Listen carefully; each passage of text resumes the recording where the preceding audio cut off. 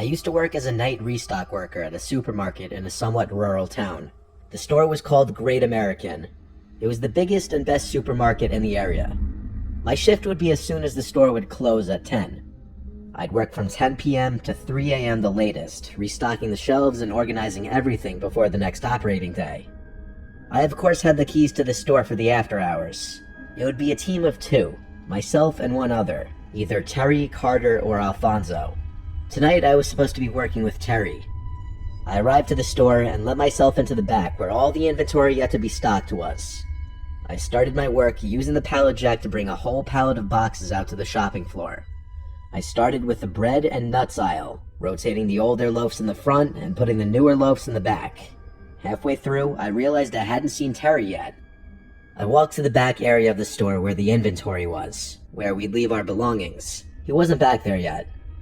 I left the back door cracked open with a door stopper for him when he would show up. So I went back to work for another half hour.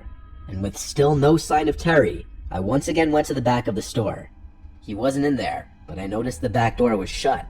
I assumed that meant Terry was here somewhere.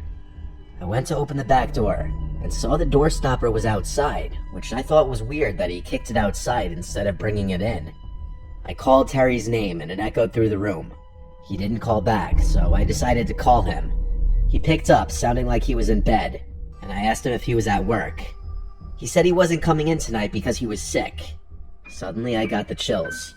I told him someone kicked the door stopper off the door, and he said it could have just come undone itself. Nobody else was scheduled to work that night. I told him feel better, and we hung up.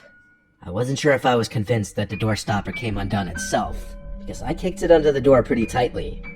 I did a quick look around just to make sure no one was in the back of the store, and when I didn't see anyone, I went back to work, though I felt a slight sense of unease the whole time. I was stocking the remainder of the bread when I heard a loud sound echo from across the shopping floor. Okay, now someone had to be in here. I got off my knees and went to the middle aisle that intersected all the other aisles.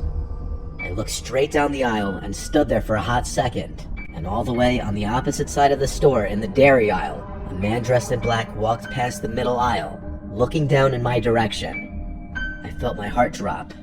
It felt like that scene from the movie Signs where the alien walks past the birthday party.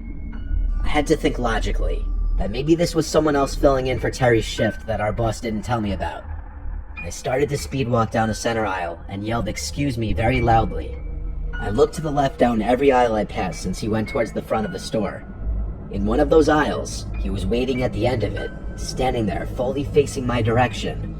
When he saw me, he walked out of sight in the direction I was just coming from.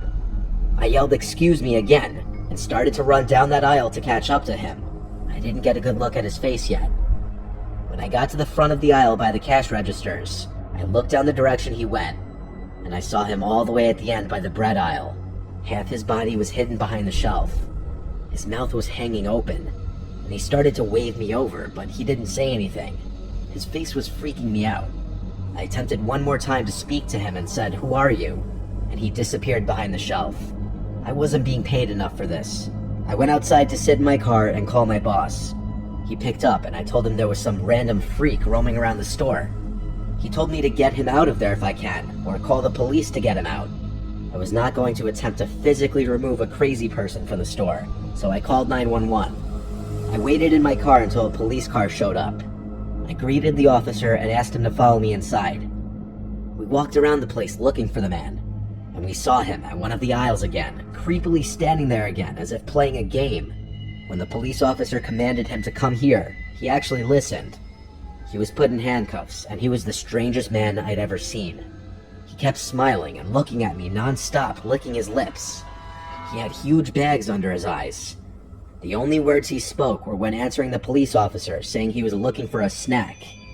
I didn't like the way he was looking at me as the police officer was walking him back outside to his car. It was this menacing, threatening smile that I haven't forgotten to this day. I continued my work after that. Needless to say, I never left any of the doors open again.